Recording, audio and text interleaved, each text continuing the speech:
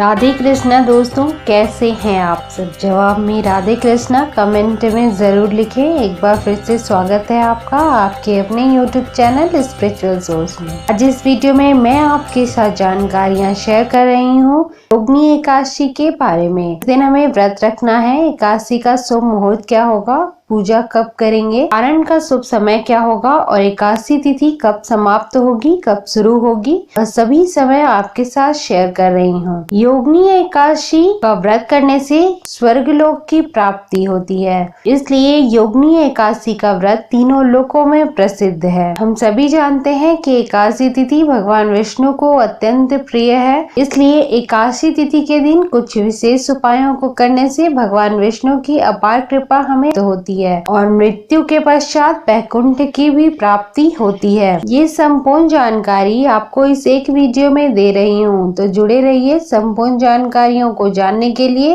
Video के अंत तक। भगवान विष्णु को नमन करते हुए वीडियो को शुरू करते हैं। शांताकारं भुजगशयनं पद्मनाभं सुरेशं विश्वाधारं गगनसदृशं मेघवर्णं शुभांगं लक्ष्मीकान्तं कमलनयनं योगिभिर्ध्यानगम्यं वन्दे विष्णु भवभयहरं सर्वलोकैकनाथम्।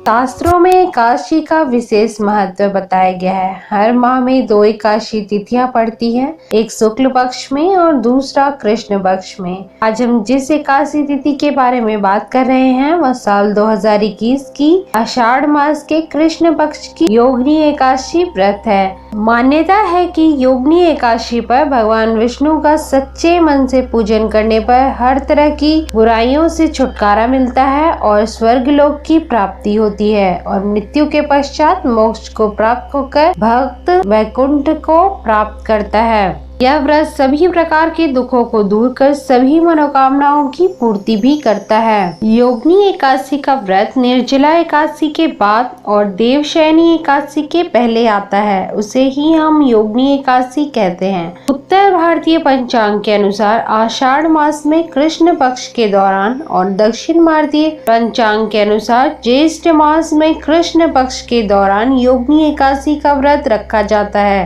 अंग्रेजी कैलेंडर के अनुसार योगिनी एकादशी का व्रत जून अथवा जुलाई के महीने में होता है। आषाढ़ मास के कृष्ण पक्ष की एकादशी तिथि को योगिनी एकादशी व्रत होता है। इस दिन श्री हरि विष्णु की विधि विधान से पूजा की जाती है। इस वर्ष योगिनी एकादशी का व्रत 5 जुलाई 2021 दिन सोमवार को पड़ रहा है। इस दिन श्री हरि विष्णु की विधि विधान से पूजा की जाती है। उनको अक्षत, पीले पुष्प, पीले वस्त्र, पीली मिठाई, पंचामृत आदि अर्पित किया जाता है। इस दिन व्रत रखने वाले भक्त पूजा के समय योगिनी एकादशी व्रत की कथा का श्रवण भी करते हैं और भगवान विष्णु की आरती करते हैं, माता एकादशी की आरती भी करते हैं। आइए जानते हैं योगिनी एकादशी तिथि का पारण समय और व्रत के महत्व के बारे में। योगिनी एकादशी 2021 की जो तिथि है वह 5 जुलाई 2021 सोमवार को रखी जाएगी। इसी दिन व्रत रखा जाएगा। आषाढ़ मास के कृष्ण पक्ष की एकादशी तिथि का प्रारंभ 4 जुलाई दिन रविवार को शाम को 7:55 से हो रहा है, जिसका समापन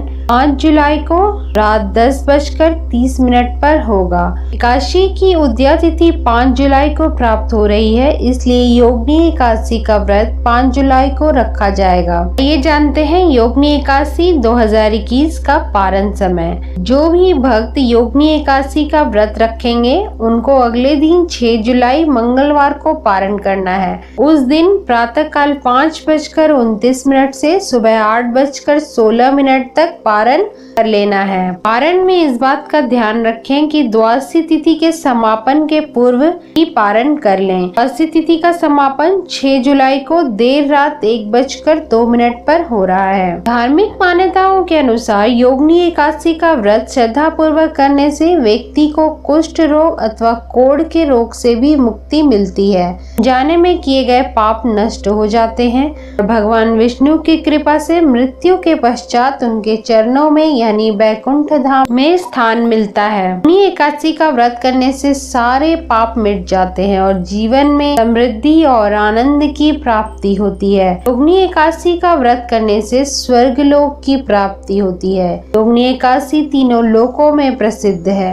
यह माना जाता है कि रोहिणी एकादशी का व्रत करना 88,000 ब्राह्मणों को पूजन कराने के बराबर है। एकादशी के व्रत को समाप्त करने को पारण कहते हैं। एकादशी व्रत के अगले दिन सूर्योदय के बाद ही पारण किया जाता है। एकादशी व्रत का पारण द्वादशी तिथि समाप्त होने के पहले ही कर लेना अति आवश्यक होता है। यदि द्वादशी तिथि सूर्योदय के पहले समाप्त हो गई हो, एकादशी व्रत का पारण सूर्योदय के बाद ही होता है। द्वादशी तिथि के भीतर पारण न करना पाप करने के समान माना जाता है। इसलिए मैं आपको एकादशी में पारण के कुछ विशेष नियमों को बता रही हूँ, जिसका पालन आपको अवश्य करना है। एकादशी व्रत का पारण हरिवासर के दौरान भी नहीं करना चाहिए। जो भी भक्त हैं उन्हें व्रत तोड़ने से पहले हरिवासर समाप्त होने की प्रतीक्षा भी अवश्य करनी चाहिए। हरिवासर द्वादशी तिथि की पहली 1/4 अवधि को कहते हैं। व्रत तोड़ने के लिए सबसे उपयुक्तम समय प्रातः काल का होता है। व्रत करने वाले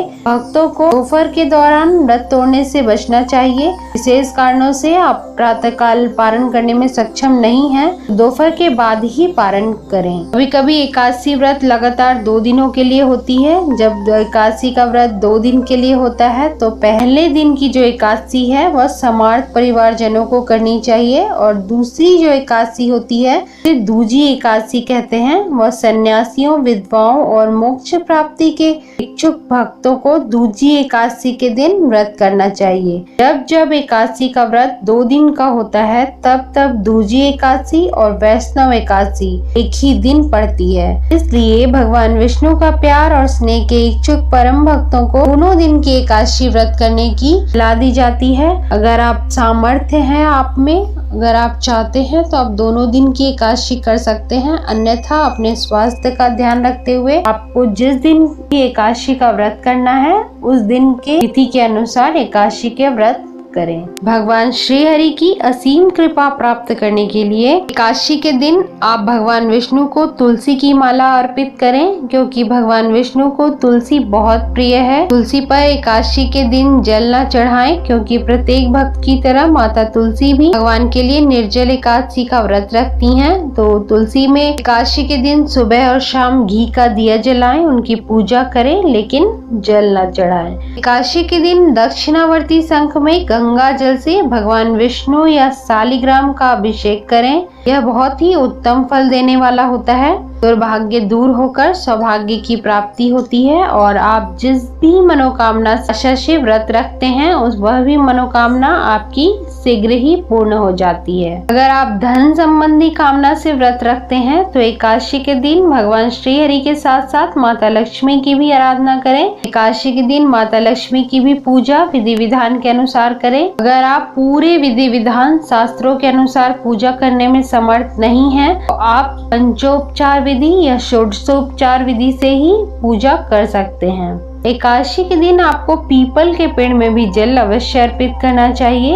शुद्ध घी का दीपक प्रज्वलित करें, जल में तिल डालकर पीपल पर चढ़ाएं, घी का दिया जलाएं। इस प्रकार से पीपल की आराधना करें। भगवान विष्णु के किसी भी रूप की पूजा आपको एकादशी के दिन अवश्य करनी चाहिए। तुलसी का पूजन करें, केले के वृक्ष का पूजन करें और पीपल के वृक्ष का पूजन करें। तो इस प्रकार से भगवान विष्णु की आराधना आप कर सकते हैं। भगवान विष्णु के किसी भी स्वरूप की पूजा एकादशी के दिन करने से श्रेष्ठ फलों की प्राप्ति होती है। एकादशी के दिन भगवान विष्णु को अपने हाथों से बनी हुई केसर युक्त खीर का भोग लगाना चाहिए। इससे भगवान बहुत प्रसन्न होते हैं। पीले फलों का भोग अर्पित करना चाहिए। पीले फल भगवान को अर्पित करें, उनका भोग लगाएं। पीले रंग की मिठाई का भोग लगाने से समस्त प्रकार की मनोकामना पूर्ण होती है। एकादशी के पूरे दिन भगवान के मंत्रों का जप आप मन ही मन ओम नमो भगवते वासुदेवाय नमः यह मंत्र का जप आप कर सकते हैं। ओम नमो नारायणाय यह मंत्र का जप कर सकते हैं। आपको जो भी सुविधा लगे वह मंत्र का जप आप दिन भर करते रहें। अगर हो सके तो रात्रि में रात्रि जागरण करें। एकादशी के दिन रात्रि जागरण करना हजारों यज्ञों के समान पुण्य देने वाला होता है। तो उस दिन अगर जागरण आप कर सकते हैं तो जागरण करें। मनोकामना आपकी जो भी हो, अगर पूरे विधि विधान से पूजन करेंगे तो भगवान श्री हरि आपकी सभी मनोकामनाओं की पूर्ति अवश्य करेंगे। जय श्री हरि, जय श्री हरि, जय श्री हरि। आप सभी कमेंट में एक बार जय श्री हरि, ओम नमो नारायणाय अवश्य लिखें, भगवान को नमन करते हुए। वीडियो से रिलेटेड कोई भी डाउट हो तो आप मुझे कमेंट करके पूछ सकते हैं। वीडियो पसंद आई हो तो लाइक जरूर कीजिएगा और ऐसी ही रोचक और लाभकारी जानकारियों के लिए जुड़े रहिए आप अपने YouTube चैनल स्पिरिचुअल सोर्स के साथ। अपना प्यार और सपोर्ट हमें देते रहें। वीडियो देखने के लिए आप सभी का बहुत बहुत धन्यवाद। आज के वीडियो में इतना ही। मिलते हैं अगले वीडियो में एक नई और रोचक जानकारी के साथ।